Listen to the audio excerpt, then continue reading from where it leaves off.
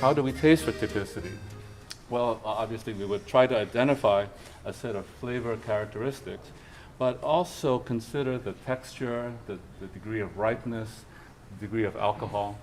For example, alcohol level of 15.9% might be somewhat typical for Chateauneuf de Pape, but it would be very atypical for Margaux. And then how does typicity vary by commune, which is the very question we set out to address. So terroir, I'm just going to gloss over this. We've had quite a discussion, but suffice to say it's highly debatable. It's really controversial despite centuries of debate. It describes the whole ecology or ecosystem of a vineyard and its product, but not really the taste. It's talking about rocks and soil and about the weather, about the climate, the exposure of the vineyard, the philosophy of the vigneron. So many factors on the production side of wine. So it comes down to where do you want to draw the line. But typicity is which is what I'm trying to get at. It does describe a range, it does describe flavor. It's a range of taste characteristics, which a certain type of wine from a certain area is supposed to have. The task is to decide what is it you expect. So if this is the way we define typicity, then that would depend on shared experience, a group experience, a shared memory. Over time, what do we expect from this commune, Pauillac, for example? If you're looking from within the communes, a set of communes, typicity separates them. Loic, you were saying that typicity creates a uniformity. And I would say, in my use of it, I would say that it's science and technology that pushes for uniformity to eliminate flaws and to make the wine reliable and always something you expect. So the individuality is somewhat erased by science and technology, whereas tradition maintains differences. Just one way, there's plenty of room for disagreement on this. It's somewhat philosophical. In a global sense, we wanted to further the evolution of our chapter. San Francisco chapter, basically, it just started basically as a social group. When I joined in the 90s, it was purely a social group. A lot of people didn't know anything about Bordeaux. Nobody collected Bordeaux. It was just a get-together with friends and drink a lot of wine, So I wanted to, we've moved beyond that. They're generally wine drinkers and hopefully Bordeaux drinkers.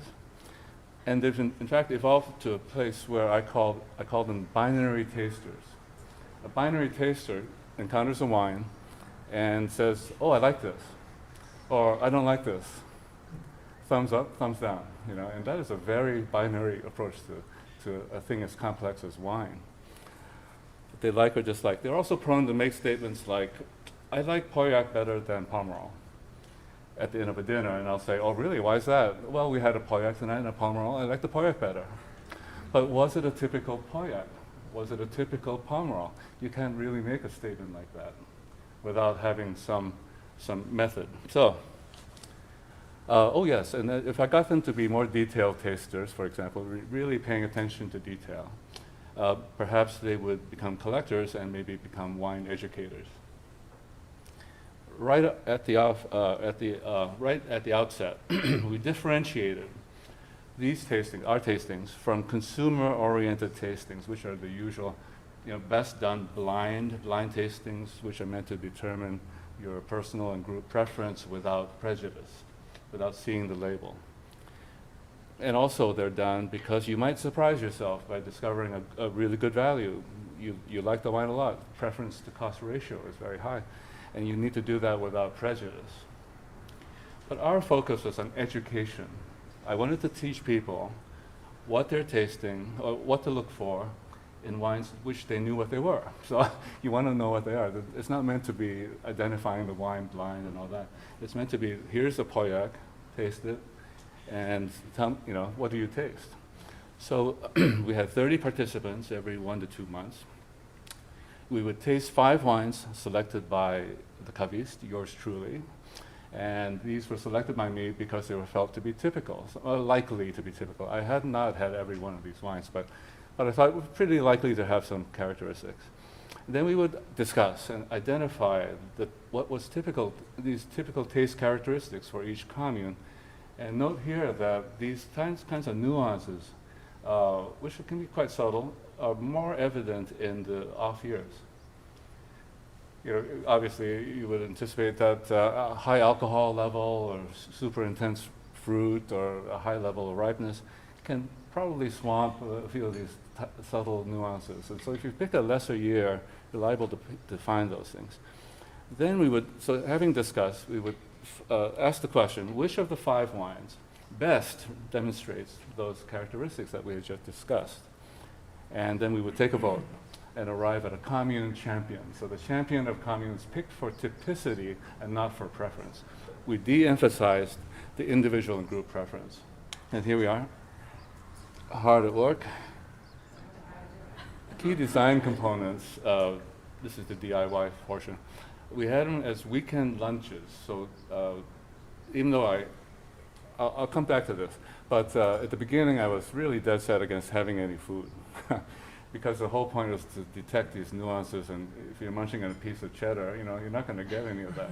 So I really argued against it, and so, but it ended up being sort of a weekend lunch with salumi and bread and some cheese. The dress was informal, relaxed, held in a member's home, limited to 30, and people brought their own glassware. At every tasting, we had a tasting mat. It would say something about the cepage, something about the soil, and something about descriptors. Not to put ideas in people's heads, but you know, critics have written about these individual wines and they've described certain things. So I just listed those things, with the caveat that this is not meant to determine your, you know, what you taste, but you can even use it as a checklist. Here's tasting number 1, the results. The 2007 Pontet-Canet, we took a vote for typicity. It came in first. It also won the preference category. We noticed cassis and black cherry, tobacco, forest floor, cedar. And then as the wines aged from 89 to 2007, we got cigar box and graphite. The second tasting was Saint-Julien and the 1999 Léville Barton, won both categories. Here we got cassis, black cherry, and cedar. So you see that as in Pauillac, which is right next door, we got some characteristics. But in addition, we noticed black plum and prune and plush tannins that people commented on that were not mentioned in the Pauillac tasting. But not mentioned in this tasting was the graphite and cigar box. So already, even though they're adjacent communes, we began to find a little separation between communes. So here we are at work again. Tasting number 5 was Pessac-Leognan. So here the Domaine de Chevalier won both categories, and here are the descriptors. But this is the invitation to tasting number 6. So for each tasting, there was an invitation to the tasting. And the invitation in the first paragraph, after some salutations, the invitation in the first paragraph would describe the previous tasting, and the second paragraph was set up for the following tasting. So here is the description of the Pessac-Leognan tasting, and I'll just reread the bolded part. So far, this was the commune where the wine's fine-grained texture and structured aesthetic made the greatest impression. Their prominent cheekbones reminded one taster of Meryl Streep and another of Diana Vreeland. The wines, while perhaps not classically beautiful, had personality and seemed somewhat intellectual to several tasters. So this description, this discussion that we had has come a long way since the first tasting. The Pauillac tasting, oh, it's cassis, I want to get some tobacco, you know, but now they were beginning to describe the wines in a somewhat impressionistic and abstract and almost poetic way. So I felt like their perception of wine was expanding to be more inclusive, at the same time more focused. Quite a phenomenon to see, evolving over time. The 6th tasting was in Saint-Emilion, and there the Bel Air Monange 08 won both categories. And this is an example of where people got on their phones. So K&L, which had the wine for $80, but everyone else had it for $150, they sold out immediately that afternoon. I said, wait up guys, you know, look, leave some for me. I want to serve this. Luckily, I already have 2 cases in the Commanderie inventory. So here, I wanted to point out the 2 bottom lines. The plush textures edged with minerality, flavors uniformly well integrated. So again, the range of thinking, when you have an impression of a wine, I like it, or I don't like it. Now they start talking about integrated flavors. I mean, it's really getting to be fairly exciting. And then Pomerol. Well, here we had a separation between the typicity vote, Trotanois, and the preference vote, L'Église Clinée. And then finally, the 8th tasting, we were now armed with 7 commune champions. Having worked through the summer and the fall and the winter, we had our 7 commune champions. And remember, they were picked for typicity. So all I did was put them down side by side, bring 7 glasses.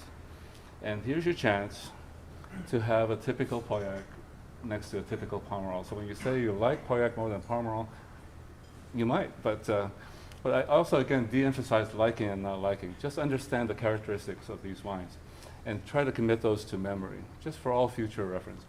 And finally, there was a blind wine, the only blind wine in the entire series, which came from my cellar. It was the 2008 Branon from Pessac-Leognan. Then so I said, well, think about which commune this is, right? You apply all the superpowers that you've accumulated and tell me. And so here they are grinding away at it. Much more serious photograph. Yeah, they're like, oh, smoke was coming out the ears. You could see the wheels turning.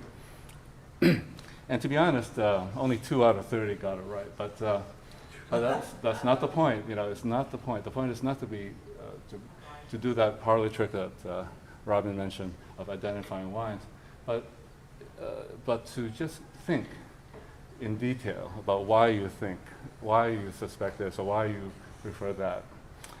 And so that was our final tasting. Some conclusions.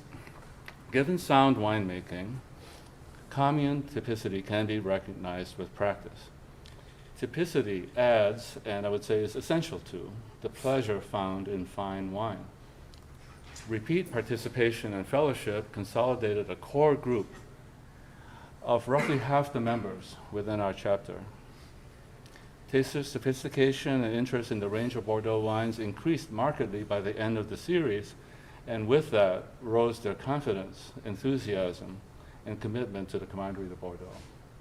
Several new members, in fact, decided to join after participating in 1 to 2 tastings.